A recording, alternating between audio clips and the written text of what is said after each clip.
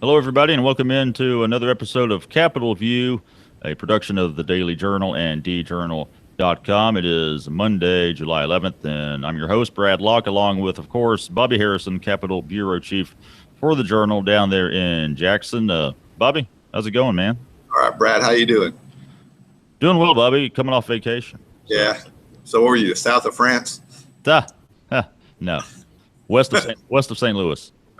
Same difference. Yeah, it was in the middle of nowhere on the lake, so I was quite happy, Bobby. So we had no show last week, but we're back this week. It's smack in the middle of summer, middle of July. So you think maybe there's nothing going on, but there's always something going on, Bobby, or at least there's always something to talk about. And just a reminder, if you miss any of this webcast or want to watch the replay, just check it out at djournal.com. We come to you every Monday around 2 o'clock. And also today, Bobby is on the podcast that we do, the Memo podcast with myself and W. Derek Russell. So be sure to look for that dropping later this afternoon. You can listen to that for free in iTunes, your podcast app, or at memo.djournal.com. Bobby, got a few things we can talk about today. Let's first talk about revenue or the lack thereof, tax collections. You had the story Sunday about the tax collections decline being a bit of an anomaly considering the rest of the economy in the nation is doing pretty well, is on the upswing. But not so in Mississippi, Bobby, and it's unusual, isn't it? Well, it's unusual in that, revenue grows just about every year. That's just kind of, the way it's sort of the way it goes. As a matter of fact, there's only been 3 times since 1970 where the revenue declined year over year. Then 2 of those times were back-to-back years in 2009 and 10 during what we called a Great Recession, and one time in the early 2000s, and it happened again for the budget year that just ended on June 30th. For that time, the revenue for that budget year, the revenue was down. Just in tax collection, revenue was down about $34 million from the previous year, which is not a lot. It was only that's less than 1%, but still, it was the decline, and adds to the budget problems the state's been facing. Forcing Governor Bryant to call a special session to transfer money out of reserves to make the budget balance for the just completed budget year. And part of that problem is because revenue has not lived up to expectations. And when you look at the drop off there in tax collections, the biggest drop off is in corporate tax collections. And as Hop Bryan, the Democratic state senator from Amory, pointed out, there's a direct correlation there between that and the corporate tax cuts in recent years given by the Republican leadership. I don't think there's any arguing that that's why there's fewer taxes being collected, corporate taxes being collected, Bobby. But I guess the Republicans like Tate Reeves would say, well, you got to be patient. This is going to help in the long run. And then, of course, he also kind of blames Obamacare a little bit for some of the problems. Yeah, he blames he blamed President Obama for the slowdown in tax collections, and that's correct. He also says that overall these reductions in corporate taxes are going to pay off in the long run. We'll see, and it's important to note that there's larger corporate tax cuts coming in starting this year, and then progressing on out through about 10 years. There's going to be much larger corporate tax collections. Much larger reductions in corporate tax collections. So we'll see what that leads to. Let's switch gears, Bobby. Let's talk about Jim Hood. And we've talked about this topic before. And I was asking you before the show what we should talk about today. And you're like, hey, let's talk about Jim Hood maybe running for governor. I mean, that's something we're going to be talking about for the next couple of years at least. And a lot of people have him pegged as a possible candidate. He's been pretty popular as Attorney General, the only Democrat elected to statewide office. So, you have anything new on that, Bobby? Or just think it's something that's a real possibility for him? Well, while you were out, Brad, vacation there, west of St. Louis, he spoke at the Stennis Luncheon. And he's been an outspoken critic of the state budget and the tax cuts, and putting the state in a financial hole and not fully funding education, mental health, and other things. He's been very outspoken on that. And during his speech last week at the Stennis luncheon, he was asked whether he was going to run for governor, and he gave what I guess is an honest answer, saying, "I don't know." He said he did indicate that he was looking at it, and so so it's more of a chance, I think, at this point in the term this time than in past terms. He's in his fourth term as Attorney General, and he's long been viewed as the Democrats' best hope, of actually challenging for governor, which we hadn't done since 2003 when incumbent Democrat Governor Ronnie Musgrove lost a relatively close election to Republican Haley Barbour. And since then, Republicans have won by, comfortable margins. And, famously this past election, the Democrats candidate at the top of the ticket was a truck driver who didn't even go to the polls that day to vote for himself in the primary to make up, but he was at the top of the ticket.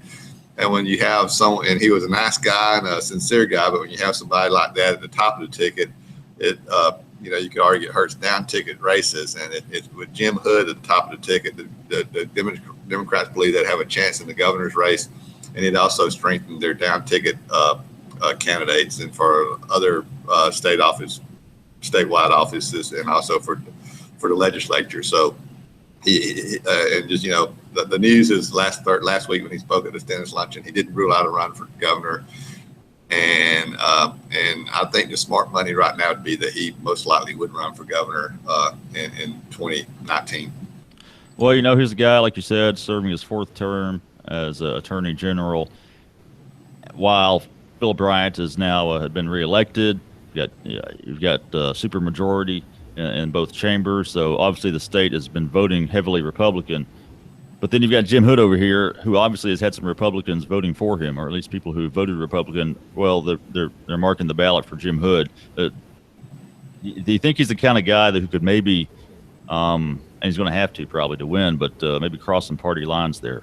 Yeah, and he's from Chickasaw County up in the area of the state of Northeast Mississippi, and he interestingly enough, he still lives in he has moved back to Chickasaw County to Houston, and opened a branch of the Attorney General's office in Houston, and he works a lot of days out of that office in Houston.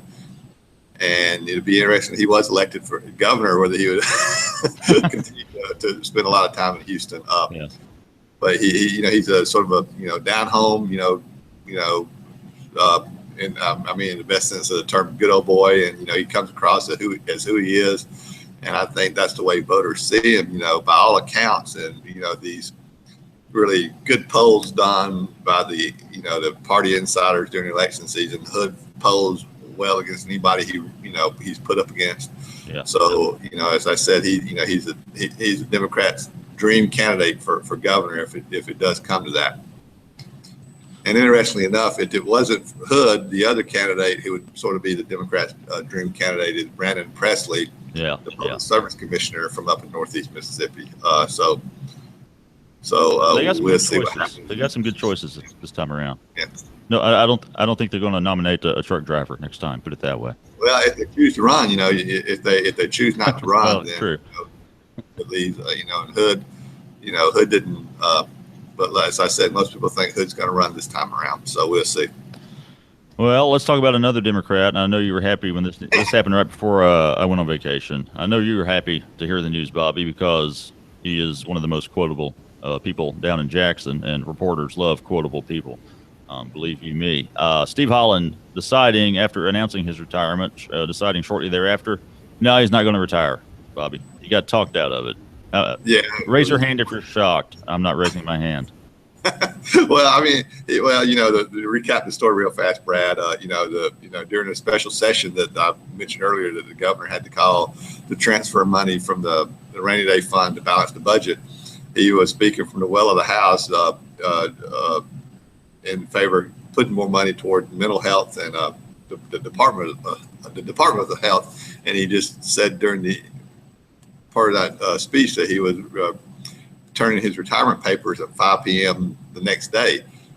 And so that was kind of big news. Holland's well known, he's from Tupelo, but he's well known throughout the state because of he is such a colorful character, and quite frankly, he's an effective legislator too. So he's been there forever. He's been there since '84. It made big news, but then he later added a caveat that he was probably going to retire. He was, I think the phrase he used, the figure he used was 85% certain. And the next day, rode around at 4:30. He called me and said that he had changed his mind. And in fairness to Steve Holland, I do think he was sincere. He has a very successful funeral home business. He owns multiple funeral homes, and I think he's being pulled in a lot of directions. And his partner is his mother, Sadie Holland, who I think is in her 80s. Brad, 84, 85, somewhere in there. And she's a justice court judge herself, and so I think they're both being pulled in a lot of different directions. It's not uncommon for Holland to leave Jackson during the legislative session on a Tuesday and handle a funeral and be back on Wednesday. He does stretch himself very thin, and he appears to be in good health now. But in recent years, he's suffered with some health issues. So I think he has had this in the back of his mind for a time, and I'd be surprised if he runs again in 2019. And as someone pointed out, if the Democrats were in control and he was chair of public health or appropriations, he would be much less inclined to even think about retiring. But that's just kind of the nature of politics. Yeah. But I do think that it's something that he was sincere about when he said it. But he does love this process, and he's been doing it a long time. So I think he was kind of torn in a lot of directions. And I do think that there were a lot of people from throughout the state, party leaders and whatnot, who urged him to stay. All right. Well, that's it for today's episode of Capitol View. If you missed any of it or just want to watch the replay, check it out here at djournal.com. And you also can check out Bobby on today's episode of the Memo Podcast. That'll drop later this afternoon, and you can listen to that for free in iTunes. Just search for the Memo in iTunes or your podcast app.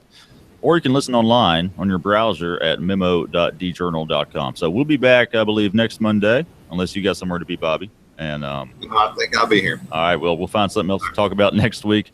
Follow Bobby on Twitter at BobbyHarrison9. I'm on Twitter at Brad Locke. Until next time, have a good week.